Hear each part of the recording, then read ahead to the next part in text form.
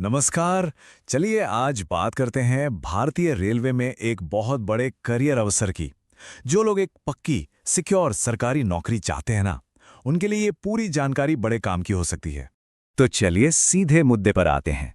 सबसे पहले इस नंबर को देखिए, 22,195। ये सिर्फ एक आंकड़ा नहीं है, ये भारतीय रेलवे की सबसे बड़ी भर्तियों में से एक है। मतलब एक जबरदस्त मौका। और यहीं पर यह बात दिलचस्प हो जाती है। सोचिए, इन हजारों पोस्ट में से एक पोस्ट किसी की पूरी जिंदगी बदल सकती है, करियर को एक नई दिशा दे सकती है। सवाल यह है कि इस मौके का फायदा कौन उठा पाएगा। तो सबसे पहले ये समझते हैं कि ये भर्ती आखिर है क्या। मतलब ये आरआरबी ग्रुप डी क्या है और ये इतना जरूरी क्यों माना जाता है।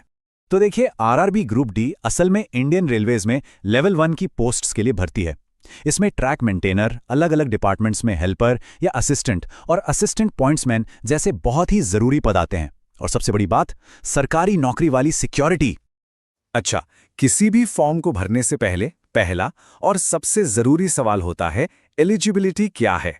तो चलिए देखते हैं कि इस मौके के लिए कौन कौन अप्लाई कर सकता है। तो देखिए, क्राइटेरिया बिल्कुल साफ है। उम्र होनी चाहिए 18 से 33 साल के बीच, और पढ़ाई की बात करें तो 10वीं पास होने के साथ साथ आईटीआई यानी इंडस्ट्रियल ट्रेनिंग इंस्टीट्यूट का सर्टिफिकेट होना चाहिए, या फिर एनसीवीटी से मिला हुआ नेशनल अप्रेंटिसशिप सर्टिफिकेट, जिसे एनएसी भी कहते हैं, वो भी चलेगा।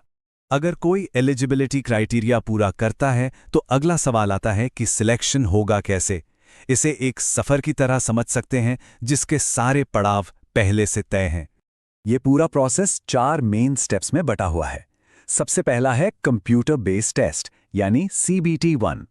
अगर ये क्लियर हो गया तो दूसरा पड़ाव है फिजिकल एफिशिएंसी टेस्ट यानी PET। उसके बाद होता है डॉक्यूमेंट वेरिफिकेशन और आखिर में एक मेडिकल एग्जाम। मतलब सब कुछ स्टेप बाय स्टेप होता है। चलिए अब जरा और गहराई में चलते हैं और बात करते हैं सबसे जरूरी स्टेप्स की, यानी कि एग्जाम्स की।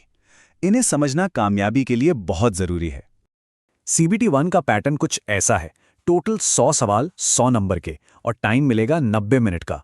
इसमें 4 मेन सब्जेक्ट्स हैं: general science, maths, general intelligence and reasoning और जनरल अवेयरनेस करंट अफेयर्स। एक बात ध्यान देने वाली है कि रीजनिंग का वेटेज सबसे ज्यादा है, पूरे 30 नंबर का। और हाँ, एक बहुत बहुत जरूरी बात, इस एग्जाम में नेगेटिव मार्किंग है।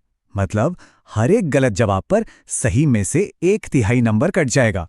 इसका सीधा मतलब है कि तुक्केबाजी से बचना है और एक्यूरेसी पर पूरा ध्यान देना है। CBT-1 को पास करने के लिए एक मिनिमम क्वालिफाइंग मार्क्स का क्राइटेरिया भी है। जनरल और EWS कैटेगरी के लिए कम से कम 40% और OBC, SC, ST के लिए 30%। पर यह याद रखना जरूरी है कि यह सिर्फ मिनिमम है, असली कट ऑफ तो इससे कहीं ज्यादा जा सकता है।